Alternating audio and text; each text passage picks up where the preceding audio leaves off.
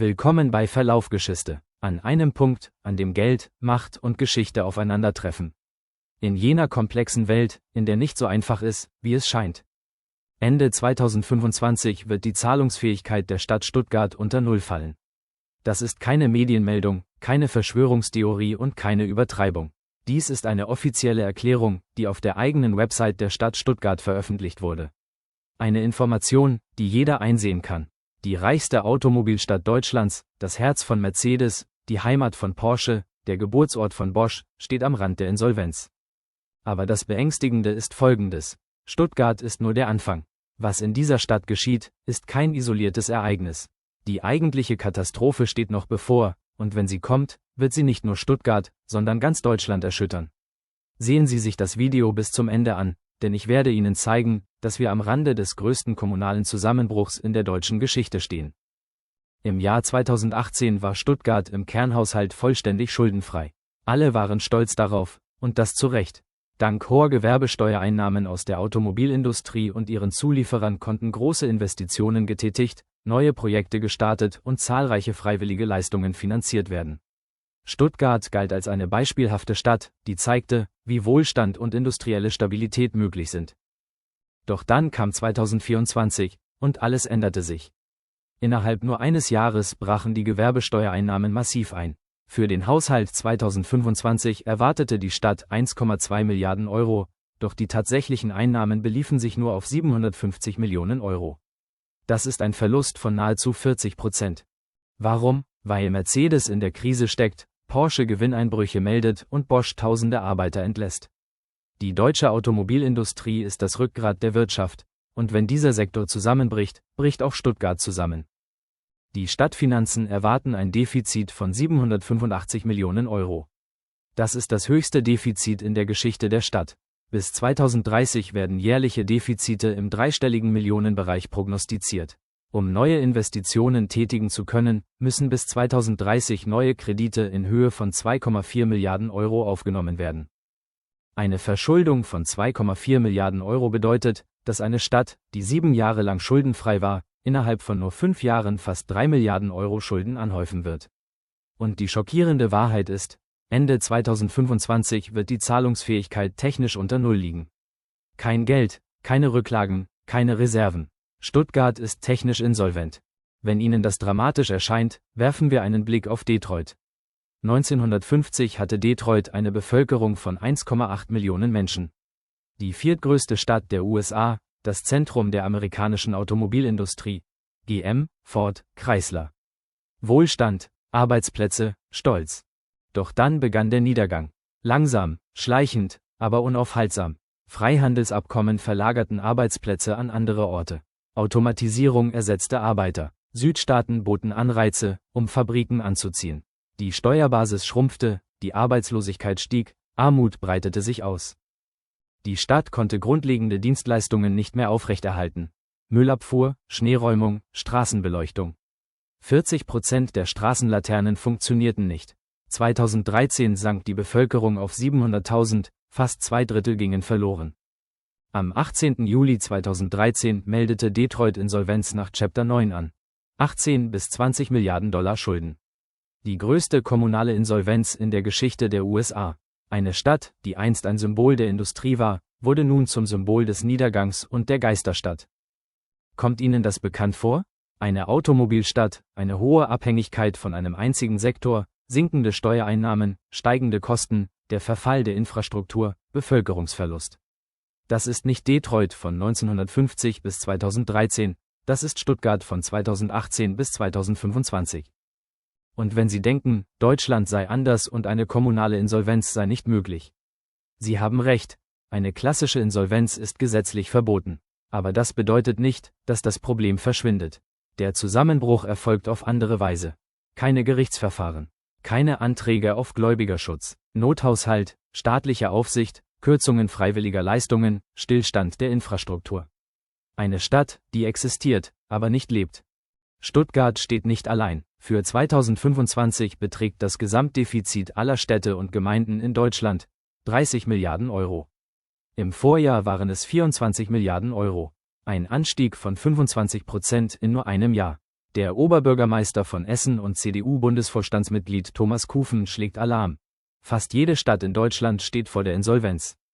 In Nordrhein-Westfalen können von 396 Kommunen nur 10 einen ausgeglichenen Haushalt vorlegen.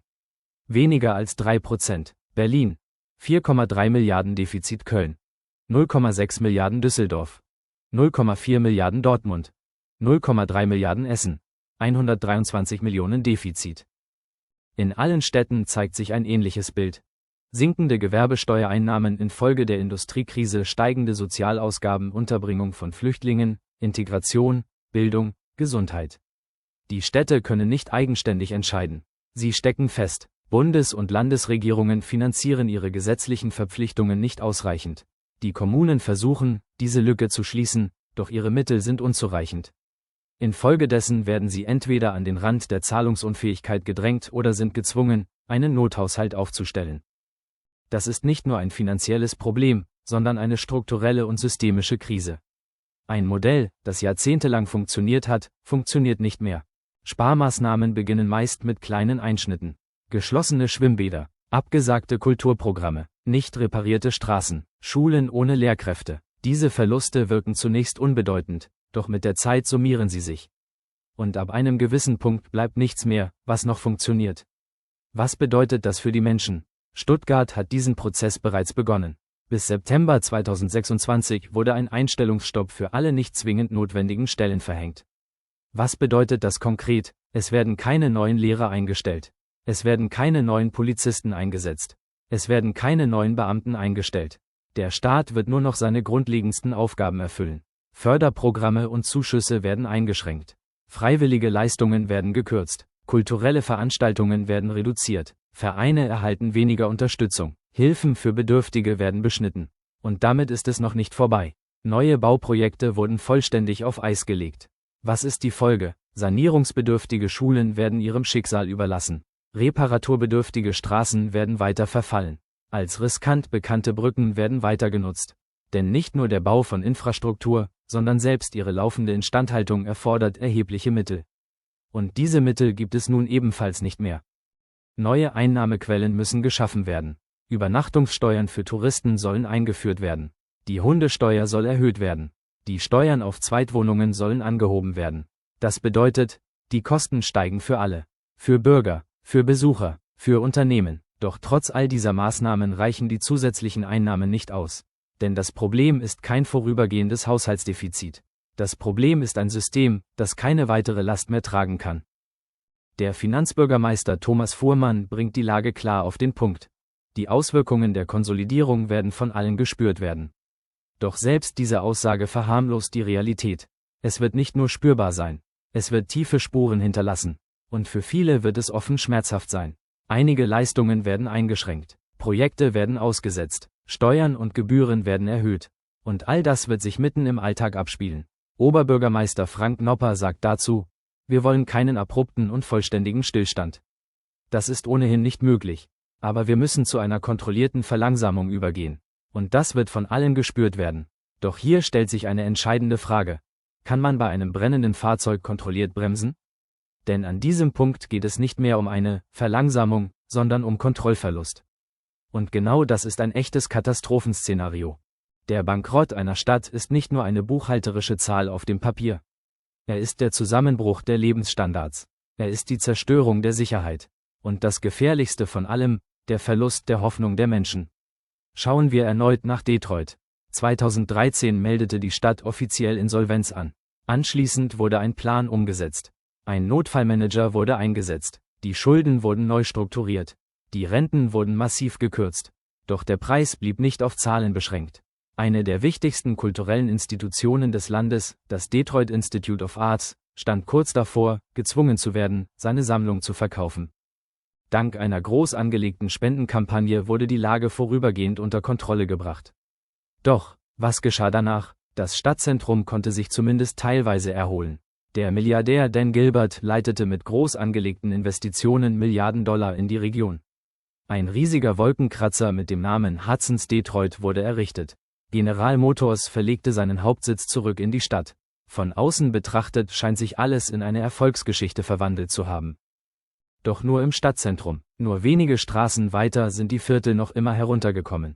Noch immer in Armut, noch immer voller Gefahr. Ein für den Stadtrat von Detroit erstellter Bericht kommt zu folgendem Ergebnis. Private Investitionen im Stadtzentrum konnten insgesamt keine breite Wohlstandsverteilung bewirken. Professor Peter Hammer von der Wayne State University erklärt die Situation wie folgt. Institutionelle und philanthropische Investitionen konzentrierten sich auf das Stadtzentrum. Den Vierteln mit dem größten Bedarf kam jedoch keine ausreichende Unterstützung zugute. Und die eigentliche Katastrophe sind die Menschen. Familien, die ihre Wohnungen verlieren, Kinder, die in verfallenden Schulen lernen, ältere Menschen, deren Renten gekürzt werden, hoffnungslose Arbeitslose. Stuttgart wird dasselbe Schicksal erleiden. Vielleicht nicht heute, vielleicht auch nicht morgen, aber früher oder später wird es geschehen. Denn Mathematik irrt sich niemals. 2025 zu 785 Millionen Euro Defizit 2026, 478 Millionen 2027 zu 304 Millionen Gesamtverschuldung bis 2030, 2,4 Milliarden Euro. Diese Schulden werden aus einem bereits defizitären Haushalt, aus weiter sinkenden Gewerbesteuereinnahmen und aus insgesamt rückläufigen Steuereinnahmen bedient werden. Denn der Automobilsektor durchläuft eine schwierige Phase und wird seinen Schrumpfungsprozess fortsetzen. Die Geschichte von Pittsburgh, wenn Träume auf die Realität treffen. Politiker sprechen ständig von Transformation, strukturellen Reformen und neuen industriellen Revolutionen. Die linksalternative Berliner Zeitung taz berichtete über einen Delegationsbesuch in Pittsburgh, Pennsylvania. Dem Bericht zufolge entstehen heute in Gebäuden, die einst Heimat der alten Stahl- und Kohleindustrie waren, die Unternehmen der Zukunft. Es wird an künstlicher Intelligenz, Robotik und autonomen Fahrzeugen gearbeitet. Es heißt, dass ein Teil des Vermögens ehemaliger Industriemilliardäre in prestigeträchtige Universitäten gelenkt wurde. Forschung und marktorientierte Anwendungen würden sich dabei gegenseitig ergänzen. Alles wirkt äußerst attraktiv, hoffnungsvoll, fast wie ein geplanter Prozess. Doch das ist nur ein Traum. Denn Pittsburgh hatte Jahrzehnte Zeit, um diesen Wandel zu vollziehen. Stiftungen, die von Milliardären wie Andrew Carnegie und Henry Clay Frick gegründet wurden, existieren bis heute. Jahrzehntelange staatliche Unterstützung, über Jahre hinweg günstige wirtschaftliche Rahmenbedingungen. Und dennoch ist Pittsburgh heute eine Stadt mit mittlerem, nüchternem Wohlstand. Weder arm noch wohlhabend, weit entfernt von der Stellung, die sie einst innehatte. Und Stuttgart? Für Stuttgart scheint die Zeit abgelaufen zu sein. Keine Milliardäre, keine starken Stiftungen, keine Zeit mehr. Denn die Krise ist hier und jetzt. Das Geld ist weg, Arbeitsplätze verschwinden einer nach dem anderen. Während Politiker von künstlicher Intelligenz und Robotik träumen, schließt die Zulieferindustrie Betrieb für Betrieb. Fabriken verstummen, Ingenieure verlassen die Stadt, das sind die Fakten. Keine Träume, keine Visionen. Leere Kassen, eine verfallende Infrastruktur. Ein unsichtbarer Zusammenbruch. Warum bemerkt ihn niemand? Und wissen Sie, was das Beängstigendste ist? Die meisten Menschen erkennen die Lage noch immer nicht. Sie sehen die Zahlen, aber begreifen nicht die Realität dahinter. Denn Städte brechen nicht plötzlich zusammen. Sie erschöpfen sich leise, schleichend. Ein geschlossenes Schwimmbad, eine abgesagte Kulturveranstaltung, nicht reparierte Straßen, Schulen ohne Lehrkräfte, kleine Einschnitte, übersehene Verluste. Doch dieser stille Verfall sammelt sich an, und eines Tages bleibt nichts mehr übrig. Dann wachen die Menschen auf und fragen fassungslos: Was ist passiert? Wie konnten wir so weit kommen?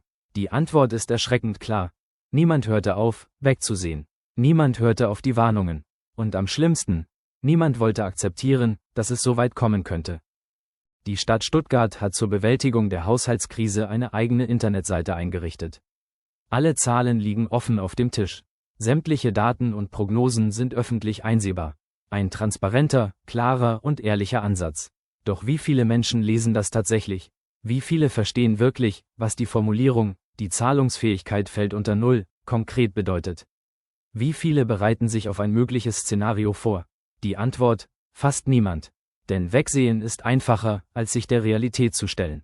Zu glauben, dass sich am Ende schon alles von selbst regeln wird, fühlt sich beruhigender an. Doch die Wahrheit ist, nichts wird sich von selbst verbessern. Im Gegenteil, die Lage wird sich massiv verschärfen. Deutschland steht an einem entscheidenden Wendepunkt. Stuttgart ist zahlungsunfähig, doch das ist nur ein Symbol, ein Vorbote und zugleich eine ernste Warnung. Das eigentliche Problem ist nicht, dass einer Stadt das Geld ausgeht. Die wahre Krise ist der vollständige Zerfall des deutschen Modells, der Zusammenbruch eines auf Industrie, Automobilbau und Export basierenden Systems. Eines Systems, das einst Wohlstand für alle versprach. Die Logik war einfach. Solange die Fabriken laufen und Steuern fließen, bleibt alles im Gleichgewicht. Doch diese Logik greift nicht mehr. Fabriken schließen, Steuereinnahmen brechen rasant ein. Und plötzlich erkennen wir, dass das gesamte System ein Kartenhaus ist, gebaut auf Sand. In den Haushalten der Städte klafft ein Defizit von bis zu 30 Milliarden Euro. Essen weist ein Defizit von 123 Millionen auf, Stuttgart 785 Millionen, Berlin sogar ganze 4,3 Milliarden Euro. Doch das ist erst der Anfang, denn die Ursachen der Krise bestehen weiterhin. Die Automobilindustrie wird nicht zu ihren alten Erfolgen zurückkehren. Mercedes wird nicht plötzlich wieder Milliarden verdienen. Porsche wird keine neuen Rekorde brechen. Bosch wird keine Zehntausenden Arbeitsplätze schaffen. Im Gegenteil, die Lage wird sich weiter verschärfen. Denn die Welt hat sich verändert. Elektromobilität ist die Zukunft. Und Deutschland ist bei dieser Transformation ins Hintertreffen geraten. China produziert zu deutlich niedrigeren Kosten und Deutschland ist dieser Konkurrenz nicht mehr gewachsen. Hinzu kommen extrem hohe Energiekosten, die Deutschland bislang nicht nachhaltig senken konnte. Hier liegt die eigentliche Katastrophe. Es geht nicht um eine einzelne Stadt, sondern um die Struktur eines ganzen Landes. Ein Land, dessen Fundament bröckelt und über das niemand offen spricht. Die Medien berichten über Haushaltsdefizite, Sparmaßnahmen und politische Debatten. Doch niemand spricht über die eigentliche Wahrheit. Deutschland steht am Rand des größten strukturellen Zusammenbruchs seiner Nachkriegsgeschichte. Und dieser Zusammenbruch wird nicht stoppen. Nicht in Stuttgart, nicht in Essen, nicht in Berlin. Diese Krise wird sich von Stadt zu Stadt, von Region zu Region ausbreiten. Am Ende wird das ganze Land spüren, was Stuttgart heute bereits erlebt. Den Verlust des Wohlstands, den Verlust der Sicherheit, den Verlust der Zukunft. Das ist die wahre Zerstörung. Und sie rückt unaufhaltsam näher. Leise, unausweichlich, während alle zuschauen und doch niemand bereit ist, die Realität anzuerkennen. Wenn dir das eine neue Perspektive eröffnet hat, abonniere den Kanal. Die Geschichte enthält Antworten auf deine Fragen, und ich werde dir zeigen, wo du sie finden kannst.